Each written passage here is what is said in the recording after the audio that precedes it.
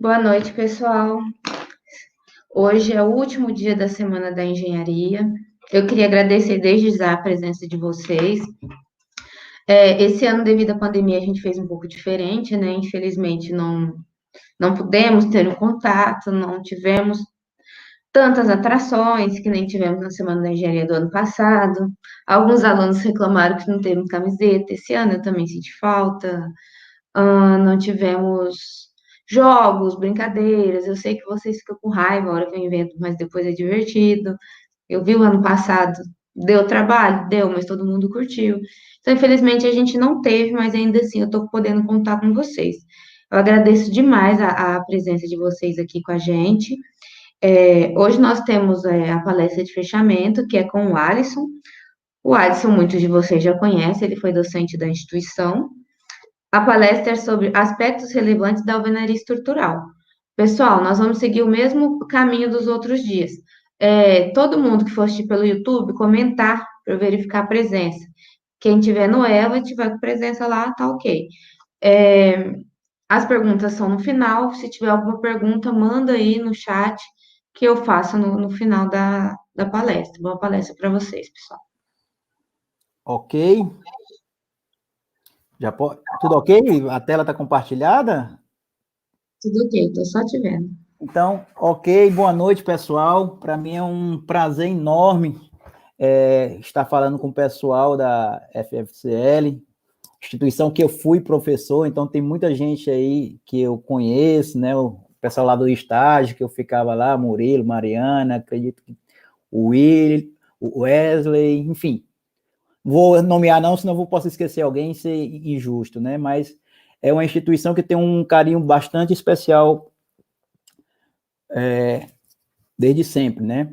Então, me convidaram para falar um pouco de alvenaria estrutural. A alvenaria estrutural vocês não têm na ementa, o que é bem natural, que acontece em muitas instituições, não tem realmente alvenaria estrutural na ementa, na grade curricular.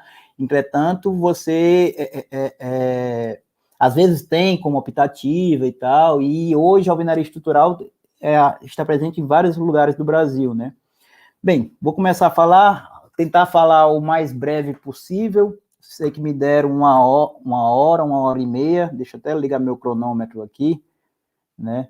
Para não me perder muito nesse tempo. Eu vou tentar falar um pouco de tudo sobre alvenaria estrutural. Claro que tem muita coisa que poderia aprofundar, dimensionamento principalmente. Não vou chegar em dimensionamento aqui, só falar sobre as verificações que têm que ser feitas.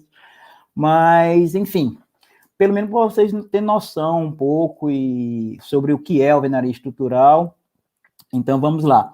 Esses slides, grande parte deles foi o professor Guilherme Passequinha, que é meu orientador, é coordenador de norma e que já trabalha há muito tempo, tem vários livros em alvenaria estrutural e trabalha há muito tempo com alvenaria estrutural.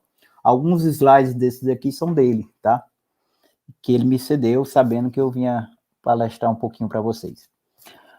Ok, pessoal, a apresentação está dividida mais ou menos assim, né? O histórico, conceituação geral, materiais, componentes, resistência à compressão, relação prisma-bloco, dimensionamento, controle de obra, concepção, consumo e um exemplozinho de obra, de comparações de obra, certo?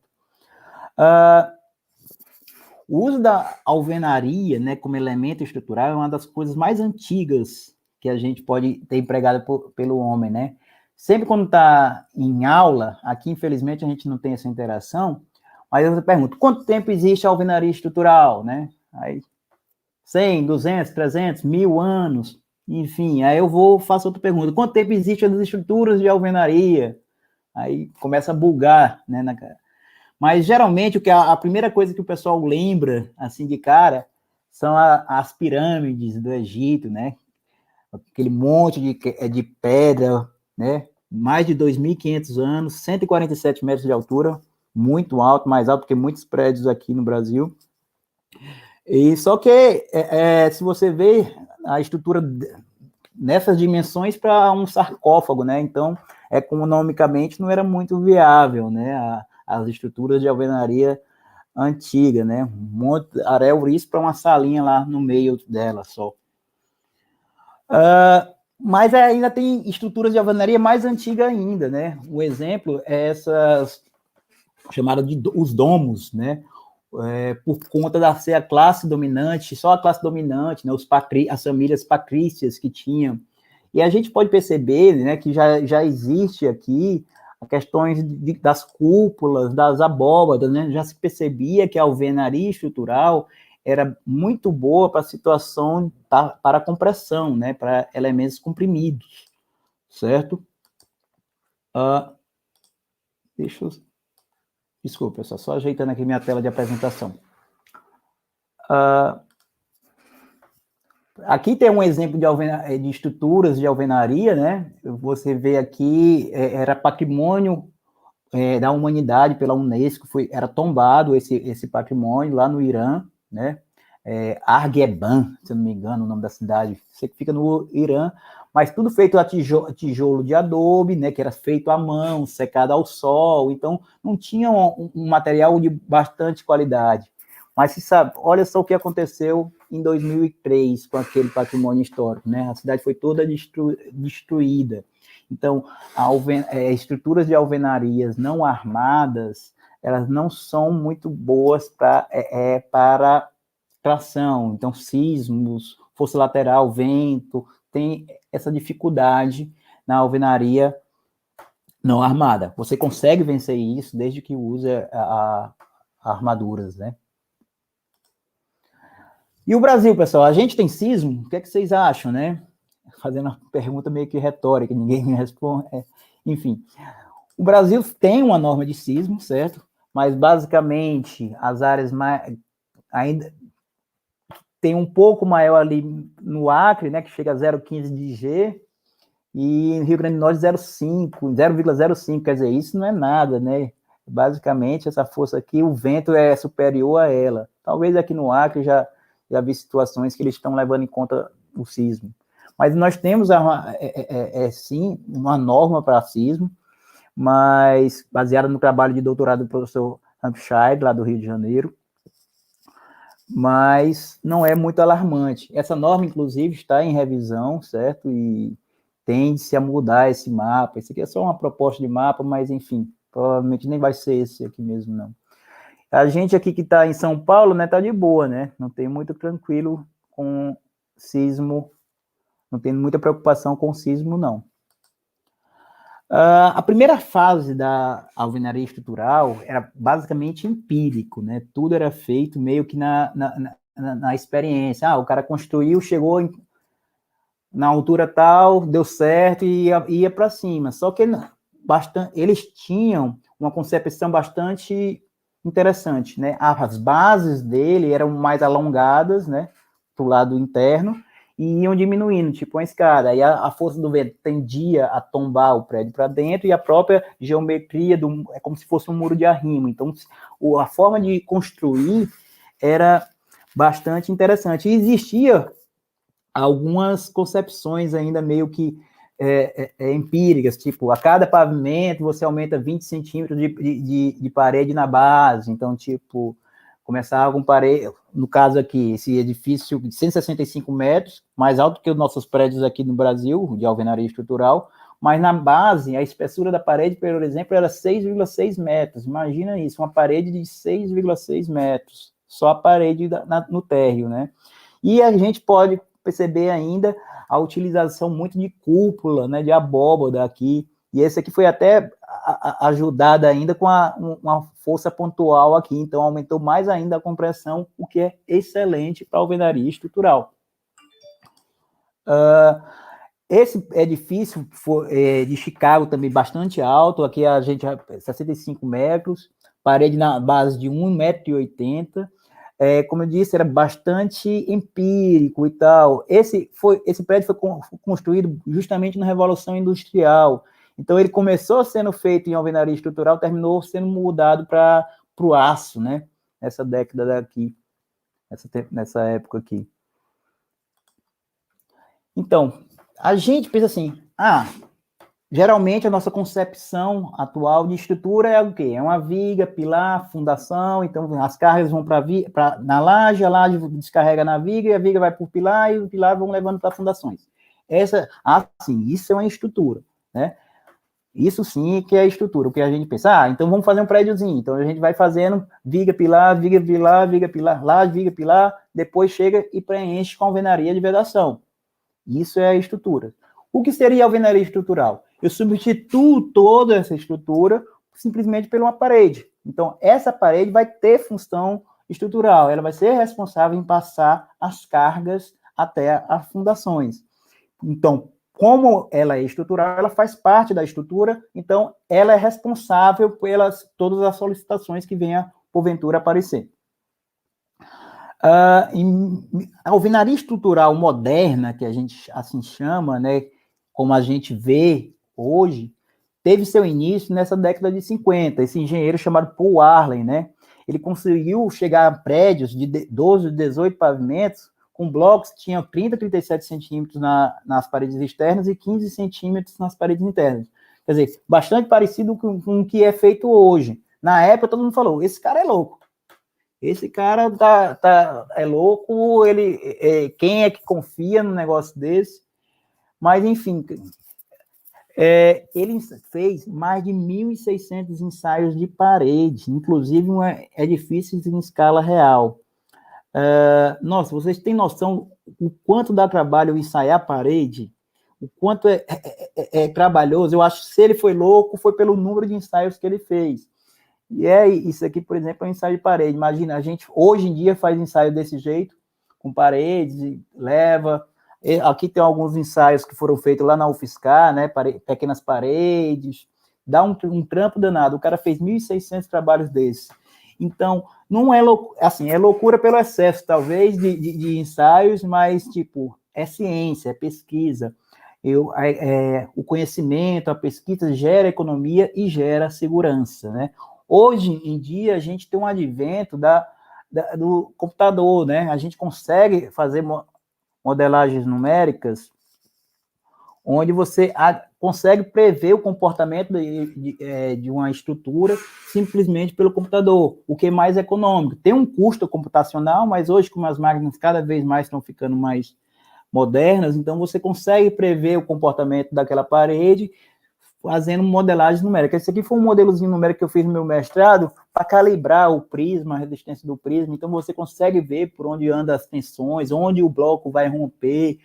Enfim, você consegue calibrar eles numericamente, o que você ganha em custo, né? Você não precisa sair em ensaio. Claro que você tem que ter um ensaio para validar, mas você consegue replicar e criar mais variáveis com a modelagem numérica.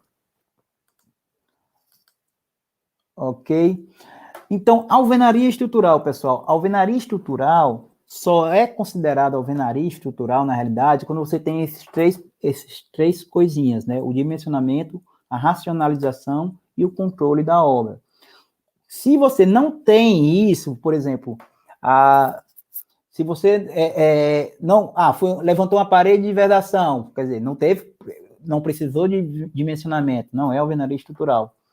Não é aqueles blocos modulados, né, com a família, aqueles blocos com furo vertical, cuidado até que tem blocos com furo vertical que não são estruturais, agora com a alvenaria racionalizada, mas então é compatibilizado, você não pode simplesmente rasgar a parede, então se não tiver dimensionamento, racionalização e o controle de obra, né, que sempre você precisa de caracterização prévia e quando a obra está em andamento, você também tem que controlar isso, né, fazer ensaios, ver se a resistência está ok.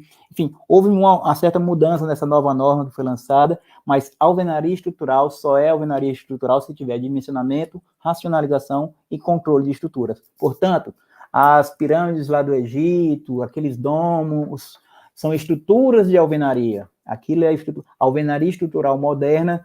Vamos ali da final de década de 40, anos 50, que começou a alvenaria estrutural, por assim dizer.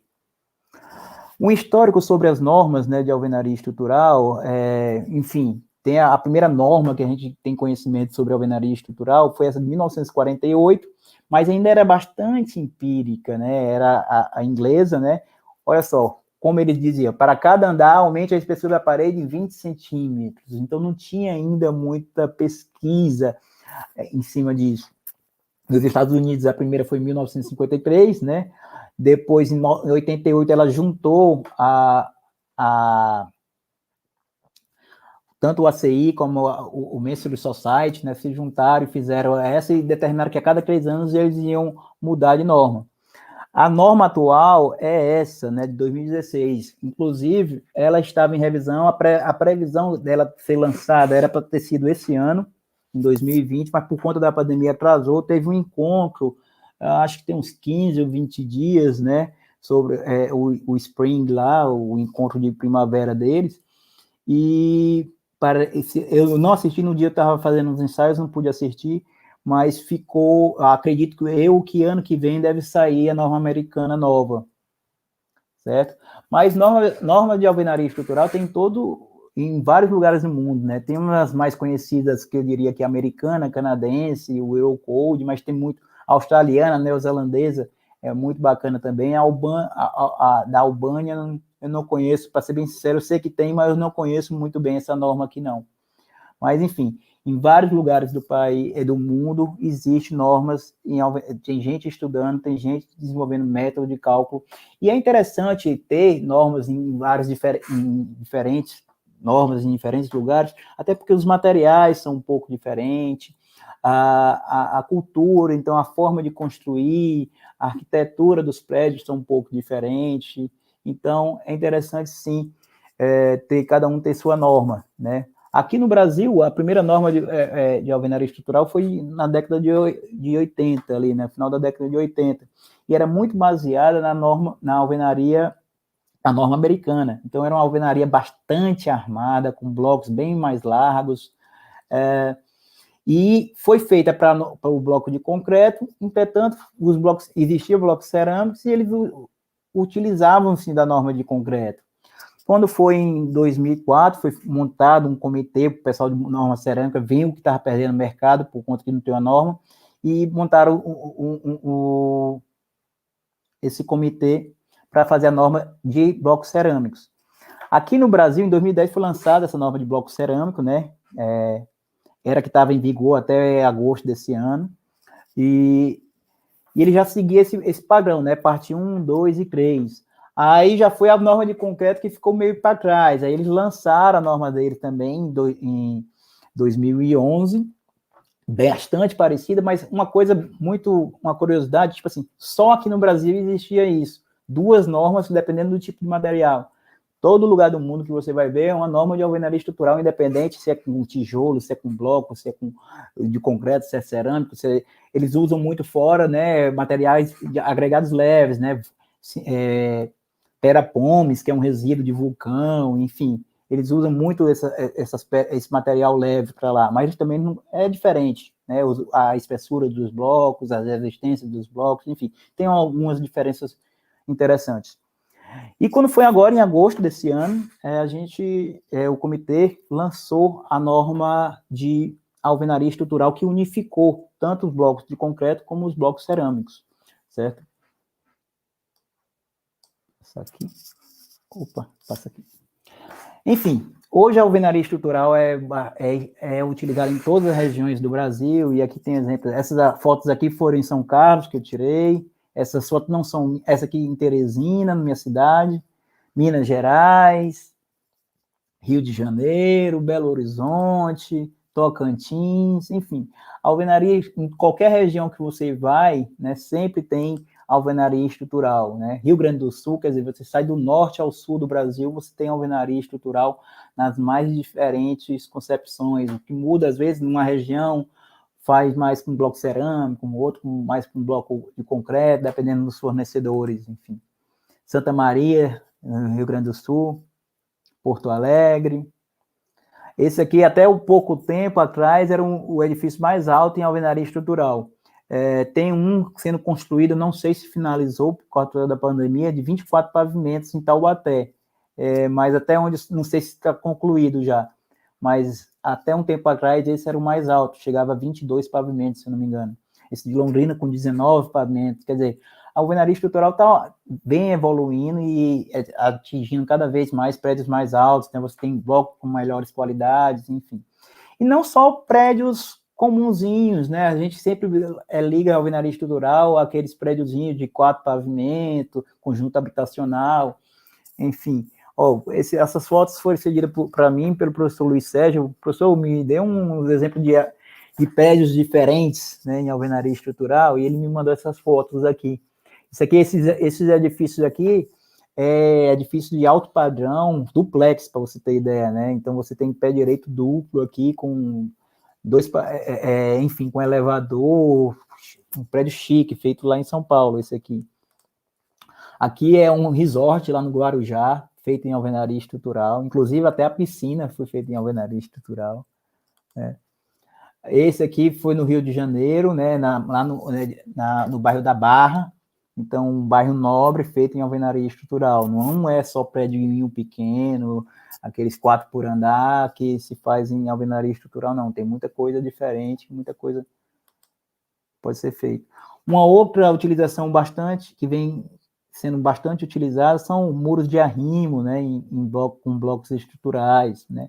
Tem a questão dos reservatórios também, mas não é muito usual, enfim, mas muro de arrimo tem aumentado muito a demanda para muro de arrimo feito em blocos estruturais, em alvenaria estrutural. Fora do Brasil também existe, né? Só que a pegada lá fora tem uma pegada mais ecológica, né? As arquiteturas lá são um pouco diferentes. Você geralmente vê prédios em alvenaria estrutural e até recente, mas com alvenaria aparente. Então, o bloco dele é um material diferente, é queimado de uma certa diferença. Então, você não tem um custo de todo ano estar pintando aquele prédio. Então, dura anos e anos com aquela mesma fachada, enfim. E também os prédios lá não são tão altos. Construir que nem o Brasil, com 20 pavimentos, com bloco de 14, ninguém no mundo faz, só a gente faz. E a alvenaria estrutural no Brasil é reconhecidamente uma das mais desenvolvidas no mundo. Certo? Essas fotos aqui é do professor Lourenço, lá de Portugal, enfim. Casas também, né, sobrados, como aqui. A gente pode até perceber aqui que os blocos lá são um pouco diferentes, né? Inclusive os blocos canaletas também, enfim. Tem as suas diferenças dependendo da região, né? Essas fotos aqui são de Portugal. Perdão, essas aqui são da Alemanha. Portugal foi aquela. Essas aqui foram na Alemanha. Enfim, partir agora para um pouco da conceituação, né? Geral. Como eu havia dito, a norma da nossa foi lançada agora em agosto desse ano, e seguiu aquela estrutura, né? Parte 1, 2 e 3, né? Projeto, execução, controle de obras, caracterização de elementos. Essa parte 4 é o que eu estou trabalhando agora no doutorado, inclusive para fazer parte aqui na norma. E a parte 5 está sendo trabalhada também pelo Klaus, é um amigo meu lá do nosso grupo de pesquisa, que é a questão das ações sísmicas, né? E a previsão era para ser ano que vem, mas devido à pandemia, acredito que ainda vai levar uns 2 anos para essas partes saírem.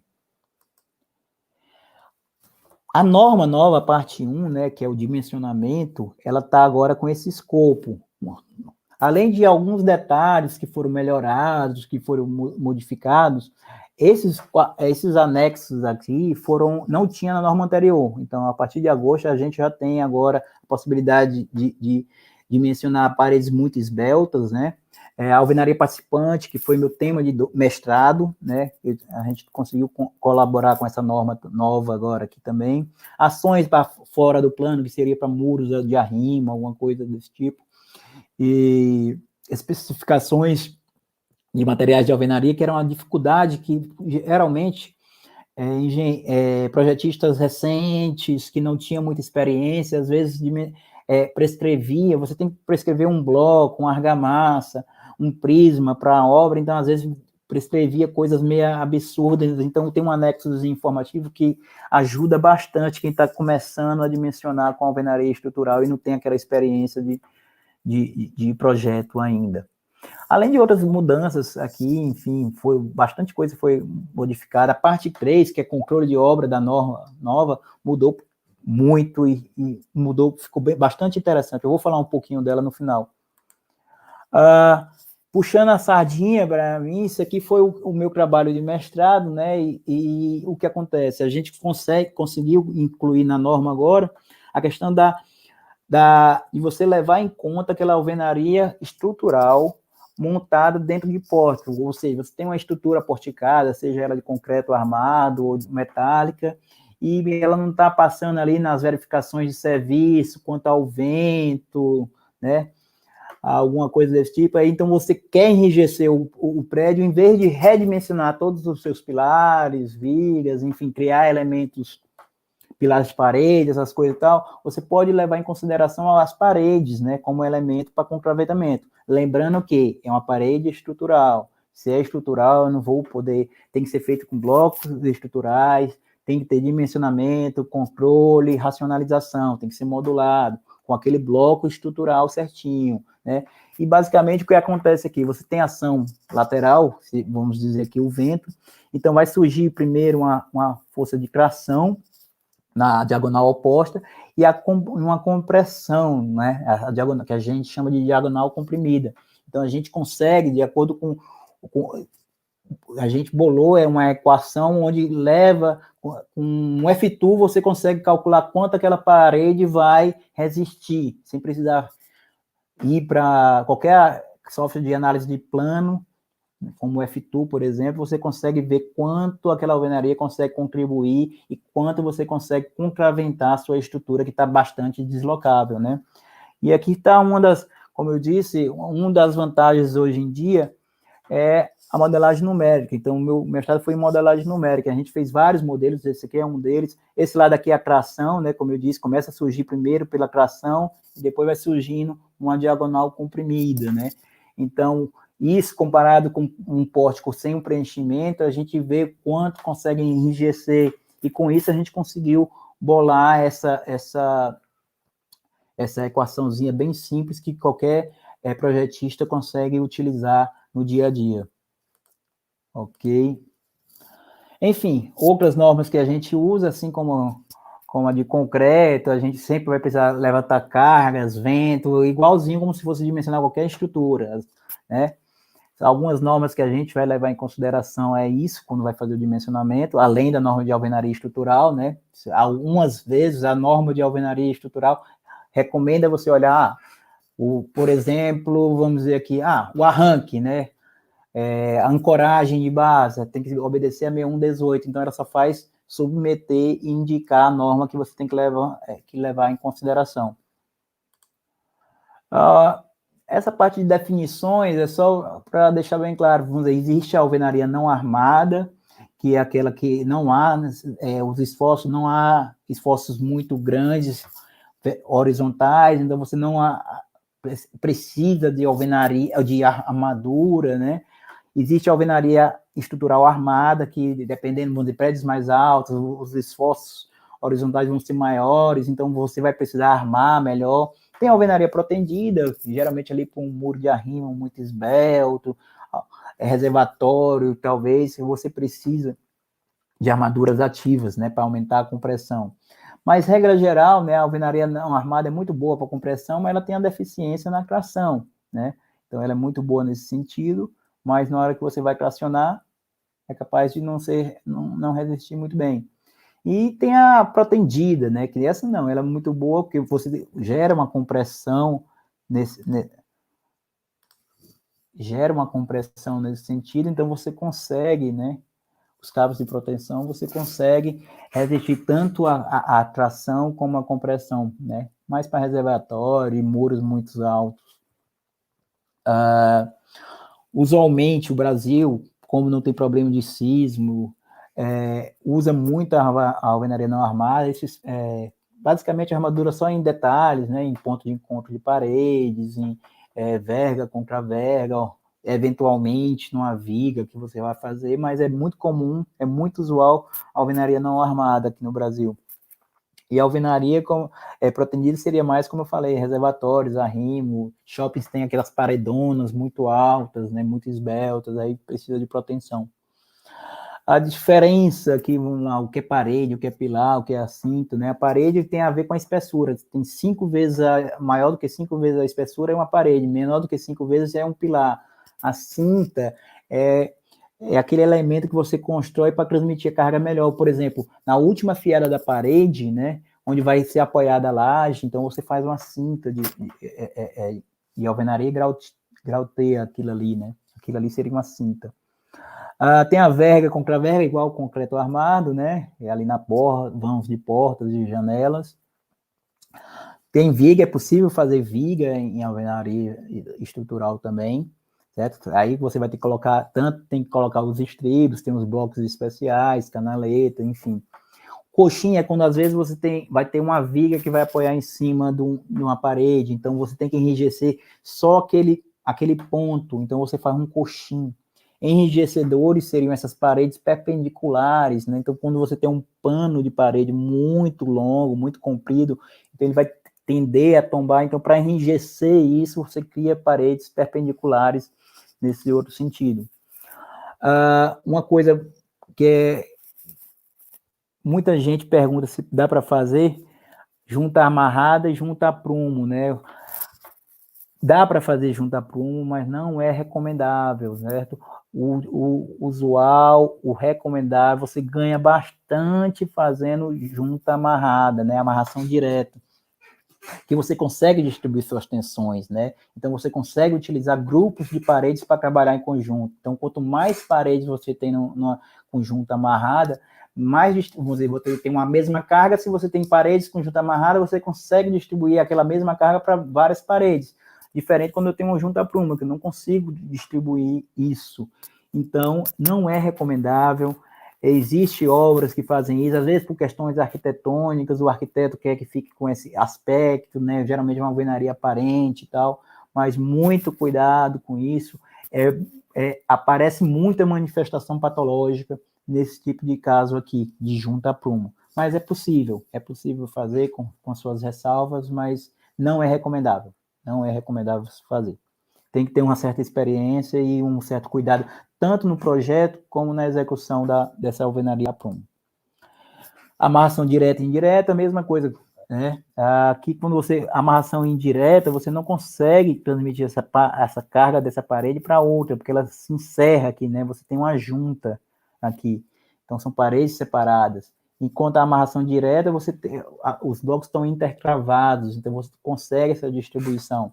É interessante sempre utilizar a amarração direta.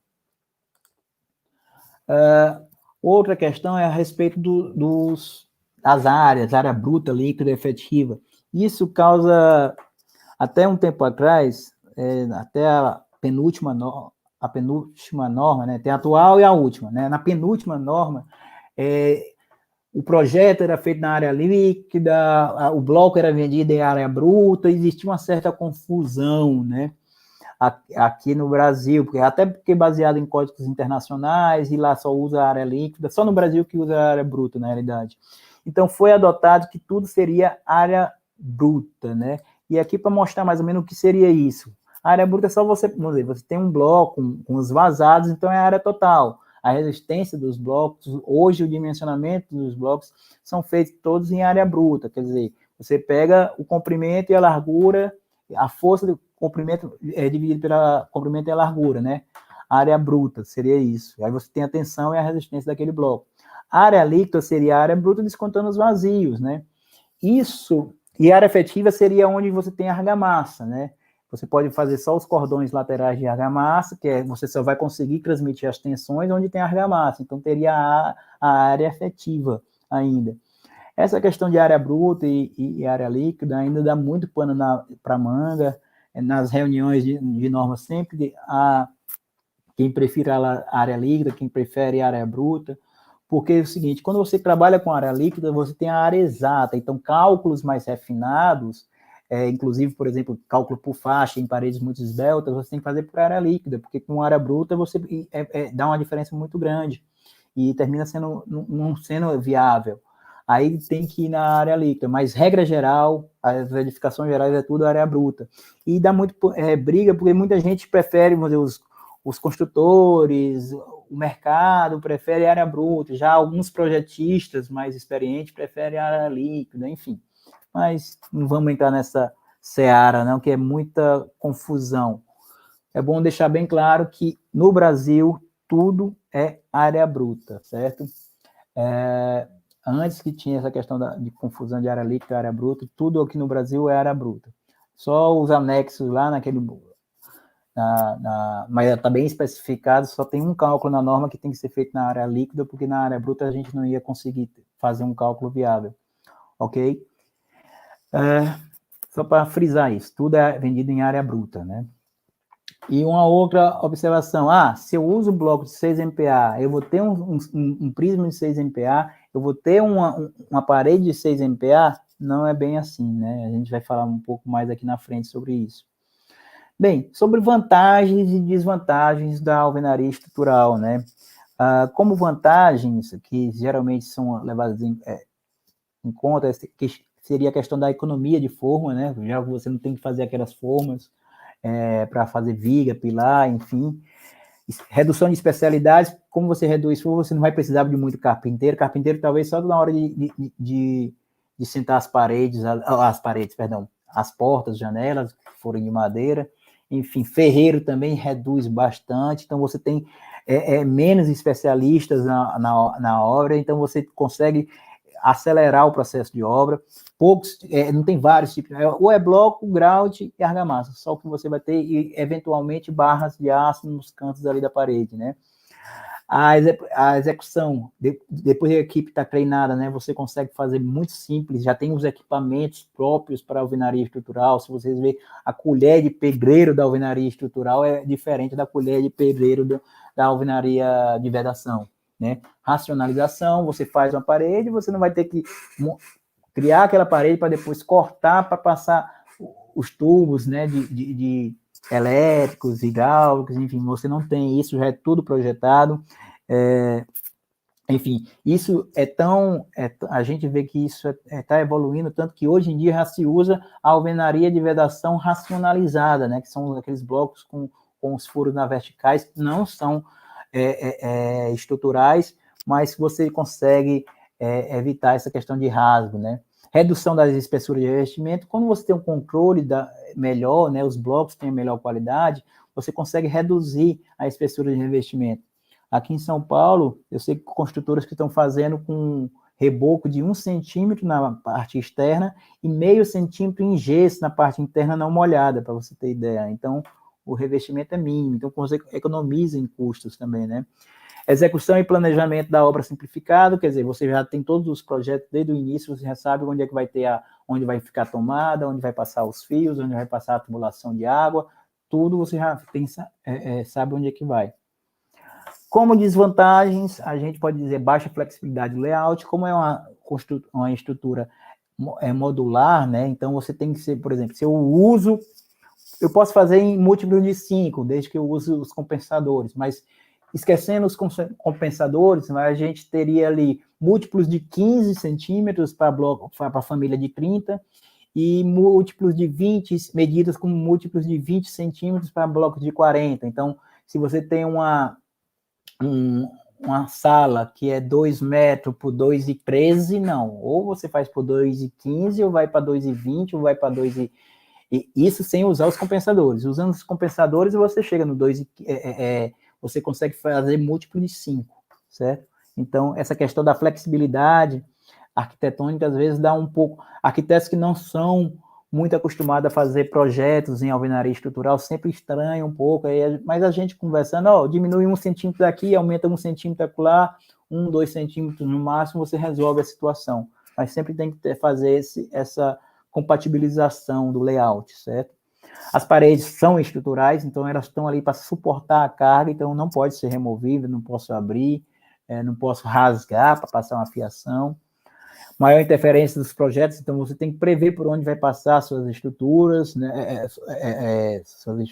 onde vai passar suas infraestruturas, né? Seria os cabos da energia, os tubos de hidráulicos, então você tem que prever isso e tem uma certa interferência. Eu tenho uma parede hidráulica, então você faz um chat, ou faz aquela parede com blocos hidráulicos, ou faz aquela parede em alvenaria de vedação, só para passar as instalações, certo? Necessidade de resolver interferências previamente, então tudo isso é feito anteriormente, em projeto ainda, Não é chegar lá e rasgar, que não é assim que funciona a alvenaria estrutural. Necessidade de mão de obra especializada, eu não sei se seria uma desvantagem, por isso que eu coloquei ele em outra cor aí, que para mim, quanto uma mão de obra mais treinada, mais especializada, para mim é uma mão de obra de melhor qualidade. Então, isso é a minha concepção, né? Então, desde que você treine sua equipe, não tem problema. Às vezes você vai pegar um pessoal que nunca trabalhou com alvenaria estrutural, então tem que ter treinamento. É interessante ter um treinamento. Mas, como eu digo, equipe treinada para mim é vantagem, não seria desvantagem. Mas, quando você vê na literatura, muita gente trata isso como desvantagem. Enfim. Então, coisa do tipo, depois tira no reboco, né? Faz e quebra. Manda brasa aí, depois a gente vê como é que fica. Isso não existe, né? E será que isso seria uma desvantagem? Para mim, isso é, de certa forma, até uma vantagem. Esse tipo de coisa não acontece na obra, né? Esses rasgos, essas paredes meia louca aqui, isso não tem alvenaria estrutural. Beleza? Partindo agora para materiais e componentes, né?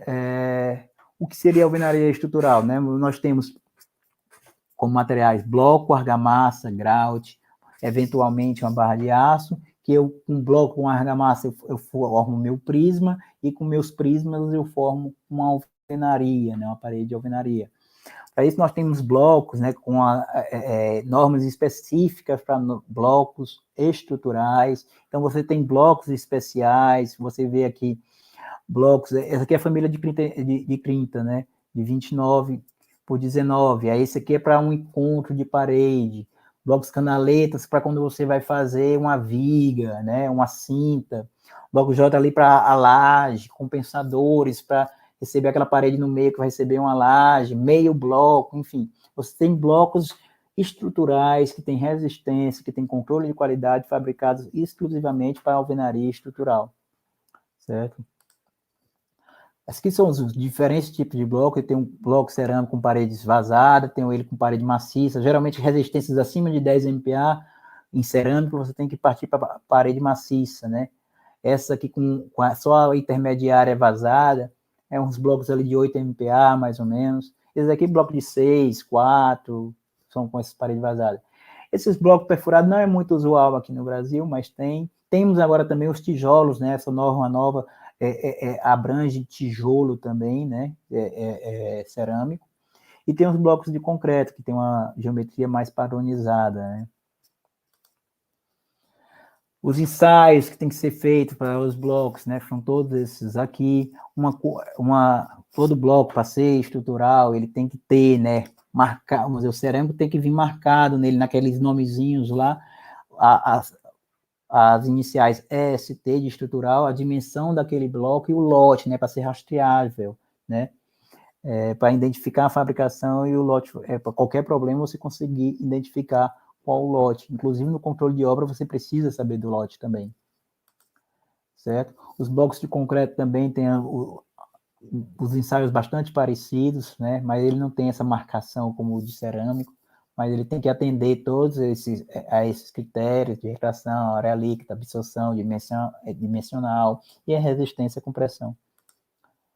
Certo? Então, pessoal, só frisando novamente, não confundir bloco estrutural com o broco, né? Aquele feito lá no fundo de quintal do fulaninho, que tem uma maquinazinha de prensa e faz o bloquinho estrutural.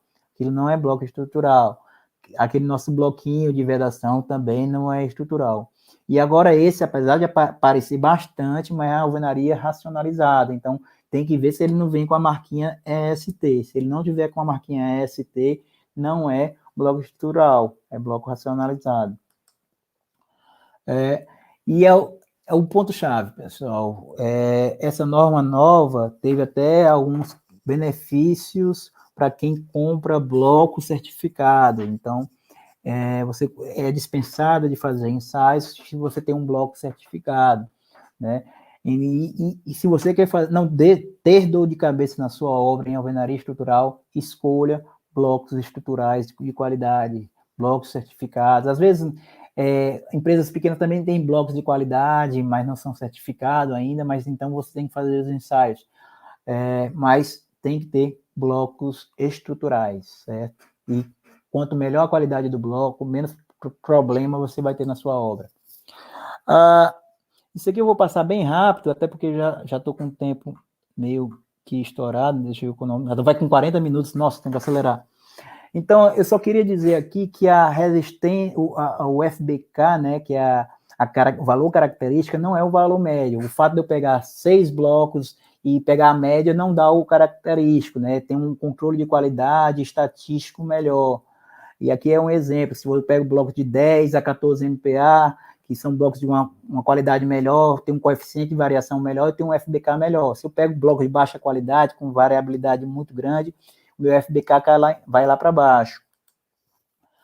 Argamassa, né, os ensaios que a gente tem que fazer tem que ser, não é o cilíndrico, como é a maioria dos ensaios, é esse cubinho, até porque para prescrever ali como ela vai estar funcionando dentro do prisma, né, que ela vai estar em sistema confinado, por isso que é essa situação, o cubinho. Aqui são alguns traços, e a recomendação é, não adianta você fazer uma argamassa muito forte nem muito fraca. A recomendação é, dependendo do seu bloco, uma argamassa que varie de 0,7 a 1,5 da resistência do bloco. Então, não adianta ter um bloco de 4 MPa e botar uma argamassa de 10 MPa, que não vai adiantar muita coisa.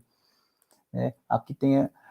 não necessariamente o fato de ter uma argamassa mais forte, você vai ter uma parede mais forte. Mas, como regra geral, dentro daqueles limites, quando você quer tem solicitações verticais, você aumenta, vai ter flexão, então você precisa aumentar um pouquinho a resistência da argamassa, mas dentro do 1,5. E quando é difícil, fica mais perto ali do 0,7, né? Cuidado com aditivo, que alguns aditivos incorporam ar, né, para trabalhabilidade, então, se você fizer isso, você tem que fazer um ensaio dessa argamassa, né? O tradicional é aquela areia, cimento e cal. O grout tem que ser bastante fluido para não ter problema quando você preencher, né, os furos onde vai ter a armadura ali para ter para juntar, né, a armadura com o bloco, então tem que ter bastante fluido para ele conseguir preencher todo o furo sem bicheira, vamos dizer assim. E a resistência da área do bloco. Não adianta também, da área líquida do bloco, não adianta também você fazer um grout muito forte achando que vai aumentar muito a resistência, que não vai. Vai dar retração, ele vai deslocar, ele não vai aderir legal no bloco. Prisma, que é a resistência do bloco e da argamassa. E todos os cálculos no Brasil de dimensionamento é feito a partir do prisma, né? E do prisma a gente estipula quanto vai ser a alvenaria. E há diferença. Se eu faço um prisma com a junta mais larga, com a junta mais fina, há diferenças? Assim, né? Se eu faço com argamassa um valor mais fraco, eu sei onde ele vai romper, né? Ele vai romper aqui na argamassa. Então, eu tenho uma ruptura já prevista, o que é legal para a gente que está de dimensionamento. Você já sabe onde é que vai romper aquilo. Quando eu faço a argamassa muito forte, aí ele vai romper no bloco, então começa a ser meio que impreciso, né? E não adianta eu fazer, argamassa, o bloco era de 10, a argamassa de 25, o meu prisma só deu 10, porque o determinante foi o bloco, né? Então, não adianta fazer essas argamassas muito loucas, que faz umas rupturas meio diferentes e imprevisíveis. Então, regra geral é essa, pessoal, usar essa faixa de 0,7 a 1,5 e na argamassa é o recomendado. Tenho que acelerar. Relação prisma-bloco, isso dava muita confusão nas normas anteriores, porque, como eu disse, o projetista tem que prescrever um bloco e dimensionar um prisma. Então, ele começava a fazer coisas meio loucas, né? Que não tinha muita experiência. Tem um anexo novo que vem para tratar sobre isso. Regra geral, para a junta de 1 centímetro, que é como está prescrito na norma, a nossa norma só trata de junta de 1 centímetro. Aquela junta colada, né, com aqueles polímeros, apesar de serem fora do Brasil utilizados, mas a gente não tem ensaios ainda suficientes, a gente não sabe como é que vai ser a durabilidade daquilo, a gente sabe que a resistência à compressão aumenta, mas não é previsto por norma ainda. Então, o que a gente sabe é o seguinte, você obedecendo essas questões de argamassa, de bloco, a sua alvenaria vai ser em torno de 70% da resistência do prisma. E com isso você consegue dimensionar a sua alvenaria estrutural. Ok? Outra diferença, a questão de compressão, né? Dependendo do sentido que é a sua compressão, muda a resistência da sua alvenaria, né? Isso aqui é basicamente aquele efeito de tubo, né? Se você pega um canudinho e aperta ele na vertical, né? Vamos dizer, o canudo na vertical, você aperta ele aqui na vertical, ele tem uma resistência bem maior do que se você apertar ele aqui na horizontal, né? É o efeito da própria geometria do bloco que permite isso, e a gente reduz em 50% quando a alvenaria é solicitada nesse sentido. Questão da argamassa, né? Ou você pode fazer só o preenchimento lateral, né? Algumas obras preferem isso porque você ganha em velocidade, e como as tensões são baixas, então você minora em 20% a resistência daquela alvenaria pelo fato de você usar a argamassa só nas laterais, diferente daqui que você usou, inclusive, nas juntas transversais, né?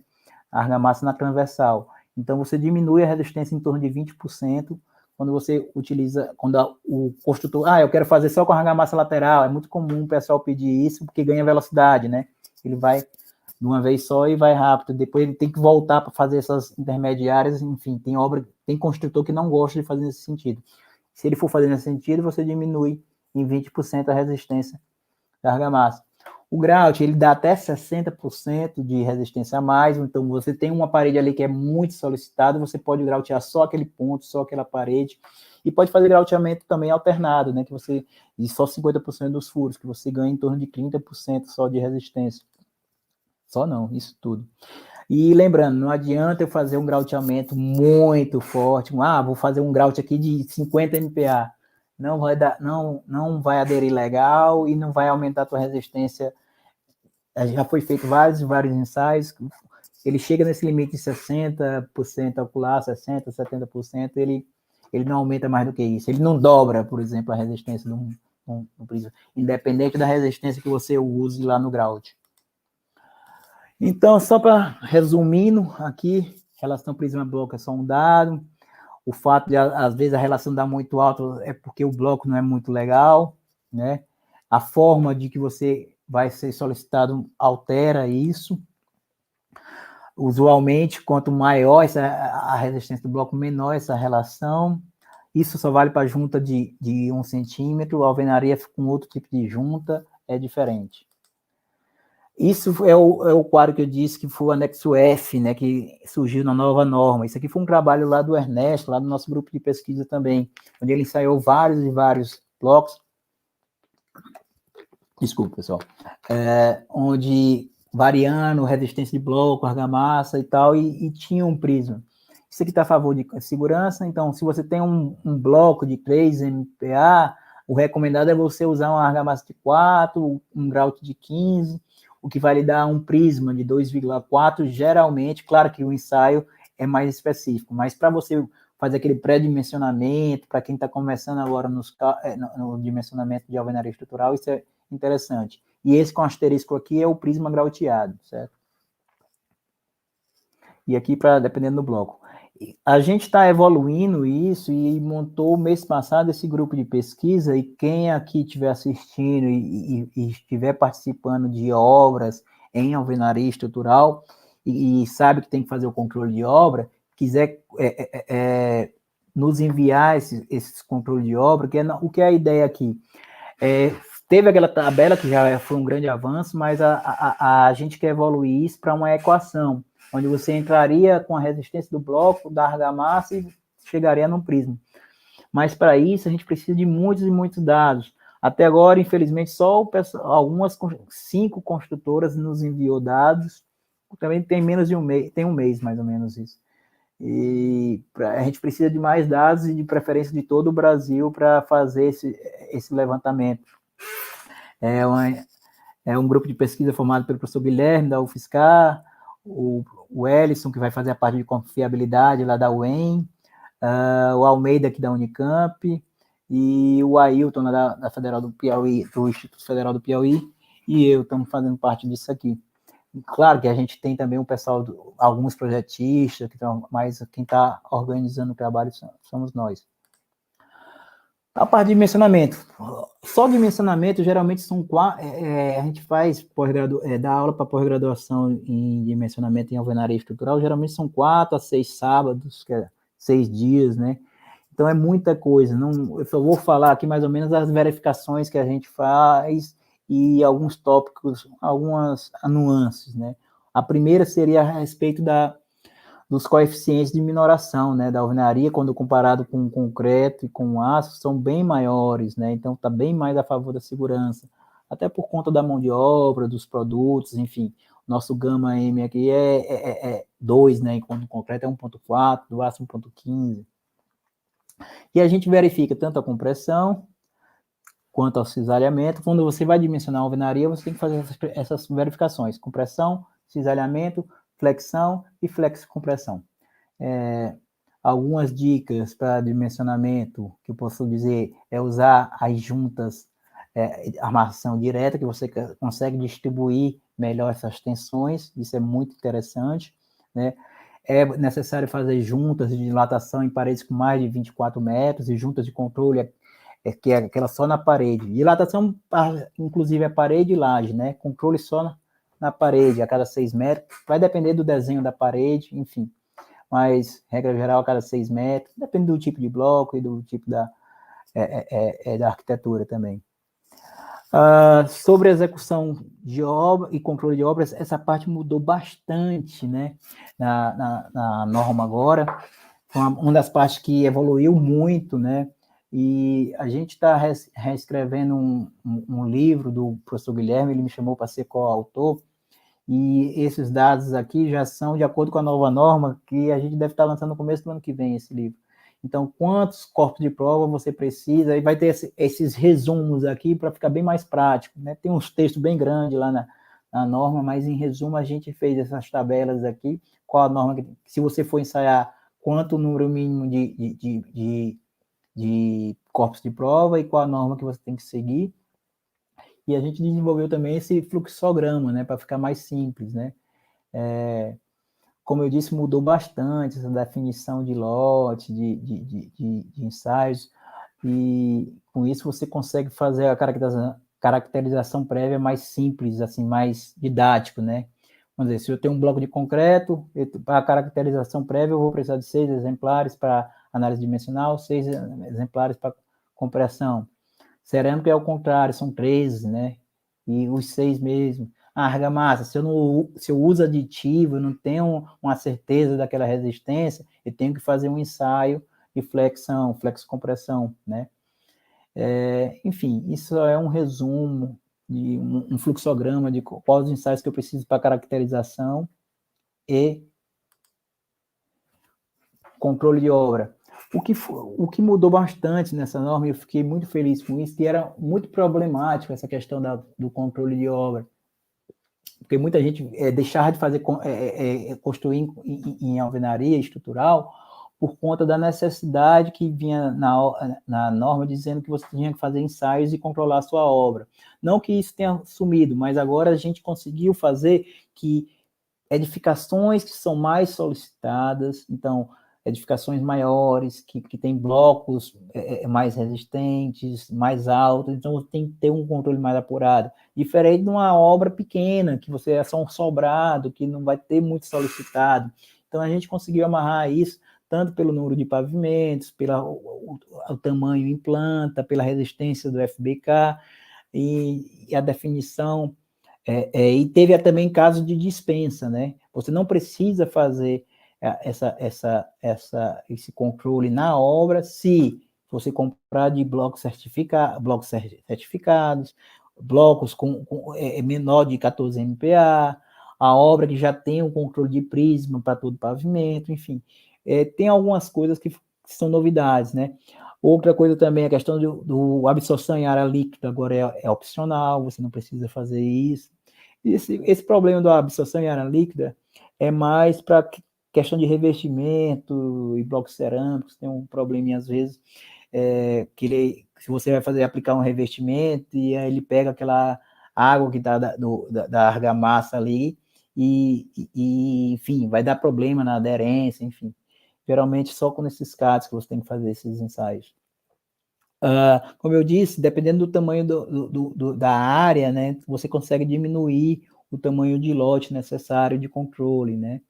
E aqui são algumas, eu vou passar bastante rápido aqui, essa quantidade a cada tamanho do seu lote, a necessidade, a quantidade de blocos que você tem que ensaiar, enfim.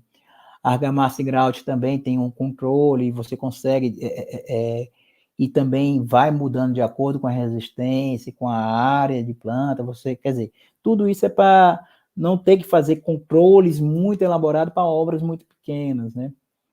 A argamassa, se não tiver variação acima de 20%, tá ok. O grau, se ele atender aquele de projeto, já tá ok também. Interessante fazer o slump para ele estar bem fluido, né? Vamos dizer, isso aqui foi feito sob encomenda para sobrados, porque geralmente o bloco estrutural de concreto começa com 6 MPa, por exemplo, né? Classe A. Então, um sobrado vai pegar 2, 3 MPa. Então, como você tem um bloco com resistência 2 vezes maior do que o de projeto, você não precisa fazer ensaio de prisma, né? Nem prisma cheio, nem prisma oco, né? Mesmo que você vá grautear só 50%, você tem que fazer o prisma cheio, no caso. Outra novidade também é isso, às vezes as construtoras vão fazer aqueles conjuntos habitacionais que são várias repetições, então antes você tinha que fazer controle de prédio por prédio, hoje, se você consegue fazer 4 lotes sem variações significativas, você fica dispensado de fazer, você tem a mesma equipe, os mesmos materiais, o mesmo fornecedor, então você não precisa ficar fazendo essa série de ensaios, né? Você também, se o bloco for menos de 14 MPa, você basta fazer no laboratório, não precisa fazer em obra. Enfim, são várias mudanças que houve, eu vou passar aqui bem rápido, só mesmo para dar ideia para vocês. E aquele controle de junta, de desnível, continua a mesma coisa, não mudou, mas beleza, se fez tudo isso, né, esse controle, e você chegou no final da obra, chegou na obra, quer dizer, e o bloco não atendeu aquelas características, o que fazer, né?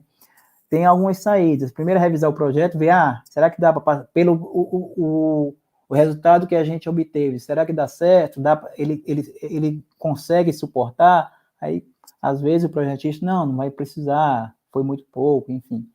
Uma outra coisa que é uma novidade, e foi coisa brasileira, esse artigo, esse produto foi inventado pelo Matheus no mestrado dele, a gente publicou recentemente, esse ano, esse artigo na Construction and Building Materials, que é uma das revistas mais conceituadas na engenharia de materiais, de construção civil e de materiais, e a gente desenvolveu esse macaco plano, que a gente consegue ensaiar uma parede, depois que construiu, a gente quer saber a resistência dela, então a gente coloca esse flat jack lá, existia flat jack, mas só para aqueles tijolos de adobe e tal, sem tijolos maciços, né? Então nós temos vazado e tal, e são auto-resistência, então a gente desenvolveu esse material aqui no Brasil.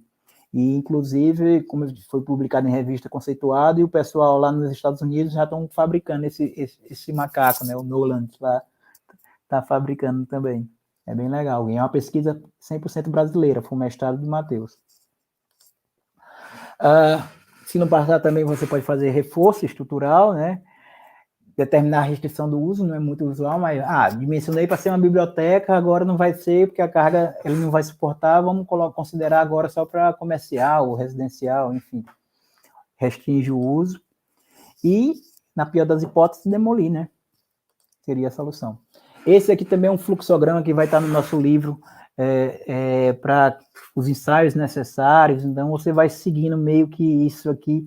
Eu acho que é bem prático para quem está em obra. Eu acho que o pessoal, seguindo esse fluxograma, você sabe quais os ensaios que tem que fazer ou está sendo dispensado. Em vez de ler aquela norma bem grande, cheia de coisa que às vezes confunde muito, a gente bolou esse fluxograma que vai estar publicado no livro novo. Né? Tanto para bloco, argamassa, grout e prisma. Questão da modulação, como eu havia dito, né? Você tem famílias, nunca misturar família, pessoal. Você tem os blocos específicos de cada família. Como é que está o tempo aqui? Opa. Nossa, 1 minuto e 1. Tenho ainda uns 20 minutos, né?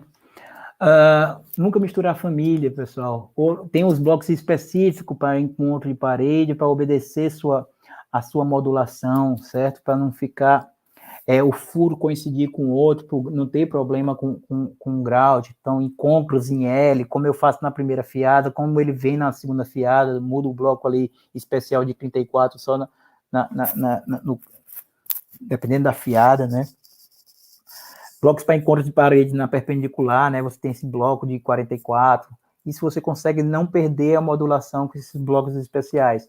E nunca misturar um bloco família de 40 com um bloco família 30. Começa a fazer, já vi projeto desse jeito, nossa, isso você está matando sua alvenaria.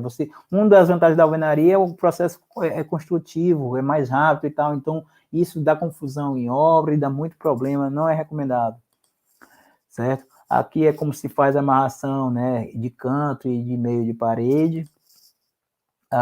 Quando você vai fazer amarração indireta, né, então onde você tem que você coloca os arranques na argamassa, né, você consegue fazer essa amarração.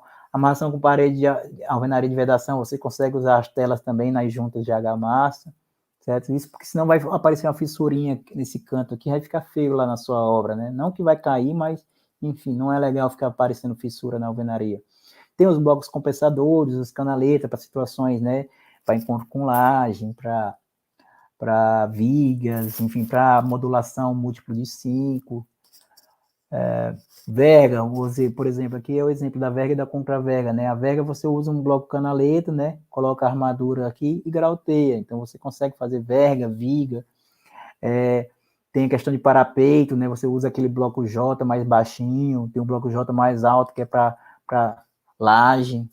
Aí na parede que passa no meio você usa o bloco compensador, certo? Então todas essas estruturas, ó, o bloco J aqui mais largo, aí você já faz a concretagem da laje em loco. Hoje em dia também usa muito laje pré-moldada, então você usa só o compensador, ou então só o canaleta mesmo, e faz aquela cinta de respaldo ali que vai receber a carga da laje. Você consegue fazer as aberturas, né, tradicionais, porta de 70, 60, 80, 90, com a modulação você consegue, com esses blocos compensadores na situação ali, você consegue fazer qualquer vão múltiplo ali de 5, de 10, 15, 20, enfim. Você consegue fazer. É possível também fazer paredes com ângulos diferentes de 90 graus, e o detalhe aqui seria na amarração, né, que você teria que usar grampos.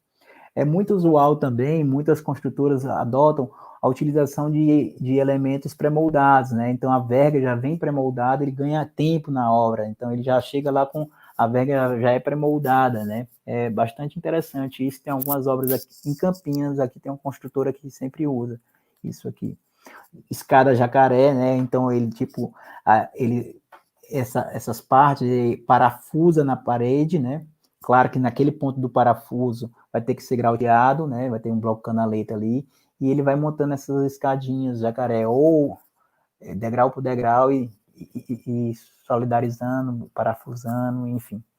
É muito usual também elementos pré-moldados em alvenaria estrutural. A respeito dos custos, pessoal, consumos e custos, tem um trabalho bastante interessante, está um pouco talvez desatualizado, que é de 2012, está disponível no site lá do programa de pós-graduação da gente, lá na UFSCar, onde ele fez um quantitativo de quanto você vai gastar se você for construir em alvenaria estrutural para uma viga, para uma parede, para mais ou menos ele fez esse quantitativo. É do Ayrton, inclusive ele está naquele grupo de pesquisa da gente lá. Aquele grupo de pesquisa para determinar a equação lá de Grout, de prisma-bloco, relação prisma-bloco, né? Então, talvez esteja um pouco desatualizado, mas acredito que como está em quantitativos, né, não está em o custo, o preço em real provavelmente vai estar desatualizado, mas o custo, o quantitativo é bastante interessante. Quem quiser construir, está lá disponível no site do PPG-CIV. Esse trabalho foi do Wendler, né? O Wendler é um projetista bastante engajado com a alvenaria estrutural e com parede de concreto. Ele sempre participa das reuniões de norma. Em 2017, ele fez esse estudo e viu que edifícios até 4 pavimentos ele consegue em torno de 25% a 30% de economia, né? 7 pavimentos sem o pilotis de 20% a 25%. Enfim, quando o prédio vai ficando mais alto, né, cada vez vai ficando mais alto, ele vai ficando menos econômico. Então, para prédiozinhos ali pequenos, com a arquitetura bem comportada, né, bem simétrico, a alvenaria estrutural realmente tem muita vantagem. Esse é um trabalho de monografia lá do programa da Poli, né, de uma especialização da Poli, na realidade, 2012, onde o cara fez o seguinte, teve uma obra com exatamente a mesma arquitetura, feita em alvenaria estrutural e em concreto armado. Aí ele chegou no final e somou quanto foi que o cara gastou em cada uma das coisas, com mão de obra, com material e tal. Foi um prédio real, esse prédio existe, né? Então, ele fez essa monografia dele, foi essa comparação, né? Aqui está a planta do concreto armado, aqui a planta em alvenaria estrutural, né? E os custos que ele teve, né? Ele gastou mais com questão da laje, aqui o preço do bloco e a mão de obra, né? Foram os maiores custos dele. Já no concreto armado, ele teve mais custo com aço, né? Concreto, mão de obra também e alvenaria de vedação. No final das contas, nesse prédio lá, de 18 pavimentos, ele conseguiu uma economia, o de concreto foi 12% mais caro do que o de alvenaria estrutural, né? Hoje, o sistema de parede de concreto está muito usado, o que ainda talvez não seja muito viável para pequenas construtoras, porque o custo da forma ainda é muito elevado. Então, já fala assim em aluguel de forma, não sei se está compensando, mas geralmente essas construtoras muito grandes, que têm dinheiro, que têm cacife para comprar as formas, né? Elas estão migrando tudo de alvenaria estrutural para a parede de concreto. Mas, como eu disse, vamos dizer, uma MRV dessa, hoje em dia, está fazendo tudo em parede de concreto, né? Mas uma construtora que vai construir ali só 2, 3 torres e tal, por vez, às vezes não compensa parede de concreto e vai para a alvenaria estrutural. Um outro problema, pelo menos, vamos dizer, eu sou do Piauí, lá teve apesar de que, de acordo com os desempenhos, o pessoal diz que passa, desde que seja pintada de branco, a parede virada para o oeste, seja pintada de branco e tal, tem umas condições, dependendo da zona, né, de insolação, dizem que passa, que essa parede de concreto geralmente de 10 centímetros passa, mas o pessoal lá do Piauí não se deram muito bem. Lá, a própria MRV constrói lá em alvenaria, porque tem um certo problema com o desempenho. Mas, enfim, é um sistema muito bom, a gente dimensiona com ele, é basicamente bastante parecido com a alvenaria estrutural, e, nossa, tem uma resistência enorme e uma velocidade imensa, né? Parede de concreto é um excelente sistema. O Wendler fez essa comparação de prédios, né? O custo da parede de concreto, sem considerar o custo de aquisição das formas, foi mais econômico do que de alvenaria estrutural e de concreto armado, consequentemente. Dicas de livro que eu dou, sempre me pedem, né? Esses dois aqui são dicas, foram feitos ainda quando a norma era separada, né? De bloco de concreto e bloco cerâmico. Então, eles estão de acordo com a norma anterior, como a norma mudou, vai ser revisado. Esse aqui deve sair no começo do ano, esse aqui deve sair no final do ano que vem. Esse aqui provavelmente não vai ser relançado. Esse aqui é o que eu estou participando como coautor. Esse aqui provavelmente vai ser relançado porque o Drysdale é um canadense, ele se aposentou, já está bem velho. O Hamid está se aposentando, não tem interesse. Outro livro muito bom é dos Márcio, lá da ESC, né, da USP de São Carlos. Também é muito bom, mas ele também acha que não sei se eles vão relançar. O Ramalho já se aposentou. O Correia, se não me engano, está se aposentando ou já se aposentou também. Enfim, não tenho certeza. Mas são livros que eu recomendo, né? Esse aqui até é grátis, viu, pessoal? É um e-book, você pode baixar no site da BCP. Eu acho que está fora porque vai lançar a segunda edição. Mas quando lançar, você consegue baixar pelo site. E era isso que eu tinha para falar. Eu acho que eu não estourei o meu tempo de 1h30, mas foi 1h11 nas minhas contagens aqui. Meu muito obrigado e fico disponível para quem tiver mais perguntas. Estou aqui, ok?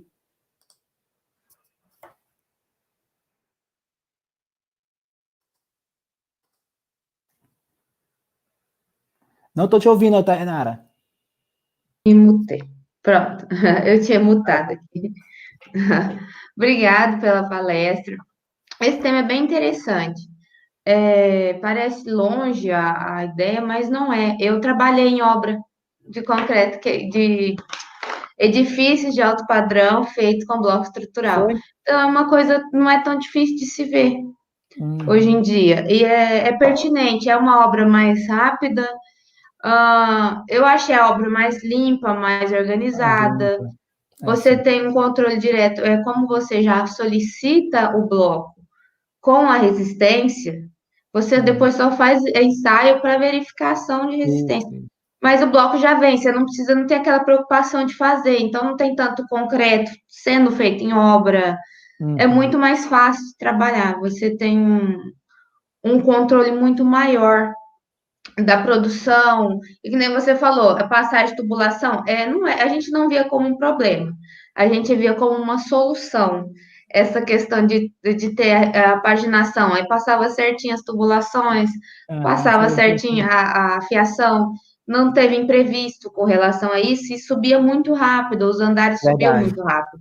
é verdade. Tem essas Então, vantagens. eu achei bem vantajoso, assim, eu não. Só que tem limite de altura, existem É, várias situações ainda. verdade, verdade. E quando vai aumentando a altura, vai começando a não ser tão viável também, né? Você começa a querer grautear, usar muito armadura, e talvez a vantagem da alvenaria estrutural começa a diminuir, né? Então, Exatamente, a gente no finalzinho existiu os problemas do grout, com certeza. Teve muito problema com grout nos últimos andares. Eu não lembro agora, eu acho que era 16 andares o edifício. é legal. Onde era a obra? Leme, é Leme. a costura de Pirassununga, a obra era em Leme. Legal. Mas lá esse era alto padrão. Uma desvantagem é que os clientes, antes da entrega, já queria trocar as paredes de lugar, não pode, aí não tem jeito. Hoje em dia já tem, vamos dizer, aquele lá duplex, ele tinha a opção de quatro arquiteturas diferentes, então já tinha meio que os modelos, ou é esse, ou é esse, ou é esse, tá entendendo? Mas Então, você já dá uma opção, é é mais ou interessante menos isso aí. isso. Não, isso é interessante. Na época a gente tinha um só, esse de alto padrão, o pessoal reclamava muito, assim, nossa, mas Hum, não queria essa parede aqui. Tipo, você tinha subido só, não tinha nem começado a colocar nada de acabamento, o pessoal já queria mudar, mas não tem como. E a gente tinha outros prédios que era nível MRV.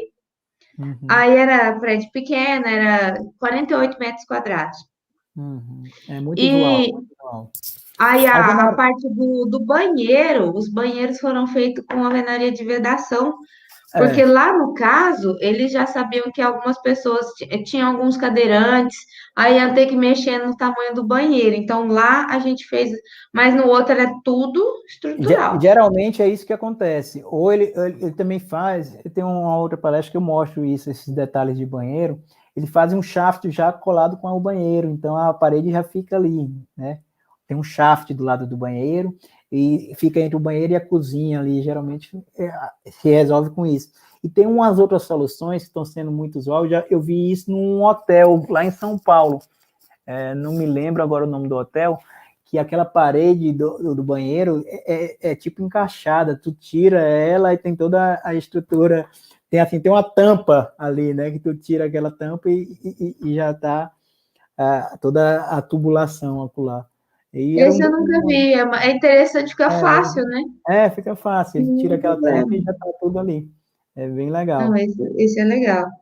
Ó, tem um aluno que falou aqui, ó.